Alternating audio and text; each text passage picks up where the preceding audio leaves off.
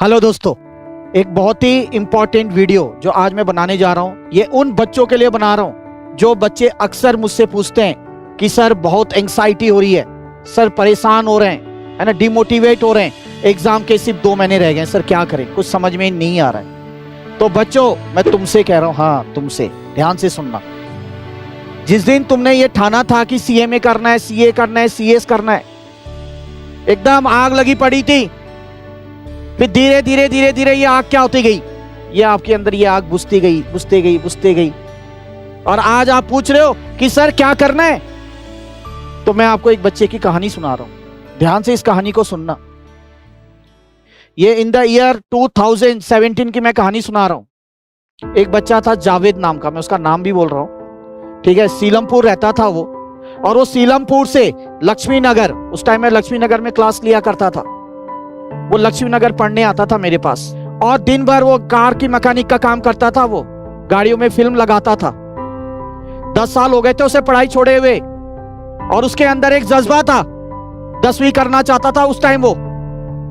तो किसी सोर्स से वो मेरे पास आया और कहने लगा कि सर बस मुझे 10वीं पास करा दो सर, मेरी इच्छा है कि मैं 10वीं कम से कम पास करूं, कुछ थोड़ी नौकरी कर लूं सर।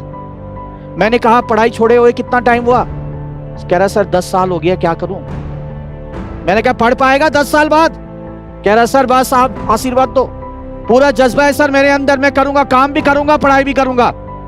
उस बच्चे की सिर्फ मंडे छुट्टी होती थी, बच्चे सिर्फ हफ्ते में 1 दिन छुट्टी होती थी, और वो सीलमपुर से लक्ष्मी नगर का आना जाना कम से कम 3 से 4 घंटा लगता था उसे। मैं दिल्ली की बात कर रहा हूं। मैंने ठाना इस बच्चे के अंदर इतना जज्बा है, चल मुकेश कुछ करके दिखा, करके देख, इसके ऊपर मेहनत कुछ हो सकता है कि नहीं हो सकता।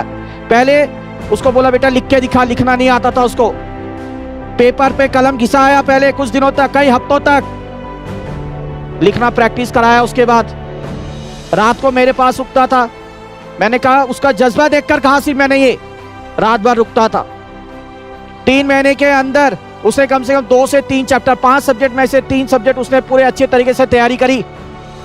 चौथे महीने में उसका एग्जाम था, एग्जाम देने जाया, काम भी करता था, एग्जाम देने भी जाता था, और पहले अटेम्प्ट में 5 में से 3 पेपर क्लियर कर चुका था वो उसका सबसे बड़ा अचीवमेंट था।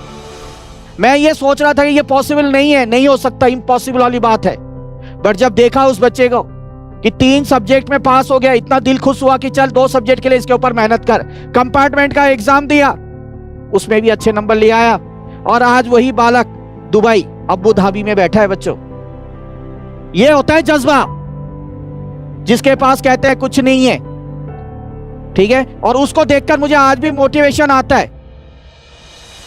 तो कितना चैलेंज रहा होगा उस बच्चे के लिए जिसके पास कुछ नहीं था, काम भी कर रहा था, पढ़ाई भी कर रहा था, और आप लोग के अंदर जो आपका जज्बा था स्टार्टिंग में, वो जज्बा आपका धीरे धीरे धीरे कम होता जा रहा है। अगर आपको यह बात समझ में आई होगी बच्चों जावेद की, तो जरूर इसे मेंटेन करो, इसे फॉलो करो, आप भी कर सकते हैं ये काम।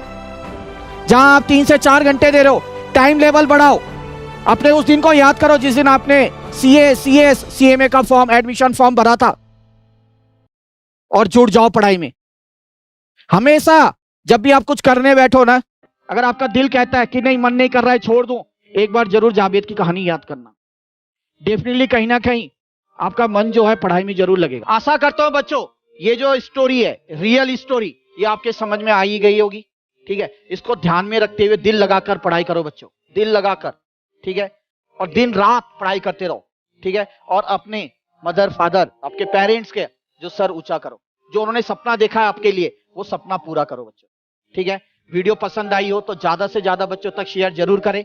मिलते हैं अगली वीडियो में, तब तक के लिए बच्चों जय श्री श्याम।